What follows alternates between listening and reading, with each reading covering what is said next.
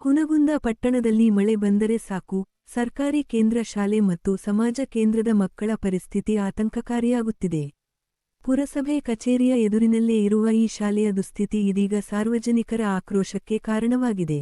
Pop ಮಳೆ ಬಂದ ಕೂಡಲೇ ಶಾಲೆಯ ಮುಖ್ಯ ಗೇಟಿನ ಮುಂದೆ ತೆರೆದ ಗಟಾರ ಮಕ್ಕಳಿಗೆ ಅಪಾಯಕಾರಿಯಾಗಿ ಪರಿಣಮಿಸಿದೆ. ಶಾಲೆಗೆ ಬರುವ ಪುಟ್ಟ ಮಕ್ಕಳು ಈ ಗಟಾರದ ಪಕ್ಕದಲ್ಲೇ ಓಡಾಡಬೇಕಾದ ಪರಿಸ್ಥಿತಿ ನಿರ್ಮಾಣವಾಗಿದೆ. ಶಾಲೆಯ ಒಳಭಾಗಕ್ಕೂ ಮಳೆ ನೀರು ನುಗ್ಗಿ ಸಂಪೂರ್ಣ ಆವರಣ ಜಲಾವೃತವಾಗುತ್ತದೆ. ವಿದ್ಯಾರ್ಥಿಗಳು ತರಗತಿಗಳಿಗೆ ತೆರಳಲು ಸಹ ಪರದಾಡುವ ಸ್ಥಿತಿ ಕಂಡುಬರುತ್ತಿದೆ. ಮಳೆ ನೀರಿನಲ್ಲಿ ಜಾರಿ ಬಿದ್ದು ಮಕ್ಕಳು ಗಾಯಗೊಳ್ಳುವ ಭಯ ಶಿಕ್ಷಕರಲ್ಲಿ ಕಾಡುತ್ತಿದೆ. ಪ್ರತಿದಿನ ಮಕ್ಕಳ ಸುರಕ್ಷತೆಯ ಬಗ್ಗೆ ಕಾಳಜಿ ವಹಿಸಬೇಕಾದ ಪರಿಸ್ಥಿತಿ ಎದುರಾಗಿದೆ. ದಿನಾಲೂ ಮಕ್ಕಳಿಗೆ ಪ್ರಾರ್ಥನೆ ಮಾಡಲು ಸಹ ಸ್ಥಳವಿಲ್ಲದಂತಾಗುತ್ತದೆ.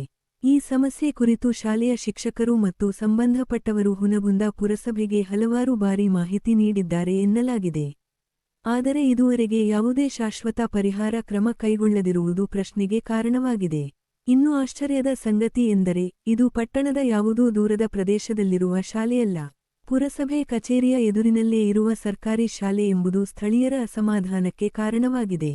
ಮಕ್ಕಳ ಸುರಕ್ಷತೆ ಮತ್ತು ಶಿಕ್ಷಣದ ವಾತಾವರಣದ ದೃಷ್ಟಿಯಿಂದ ಈ ಸಮಸ್ಯೆಯನ್ನು ತಕ್ಷಣ ಪರಿಹರಿಸುವಂತೆ ಪೋಷಕರು ಹಾಗೂ ಸಾರ್ವಜನಿಕರು ಆಗ್ರಹಿಸಿದ್ದಾರೆ.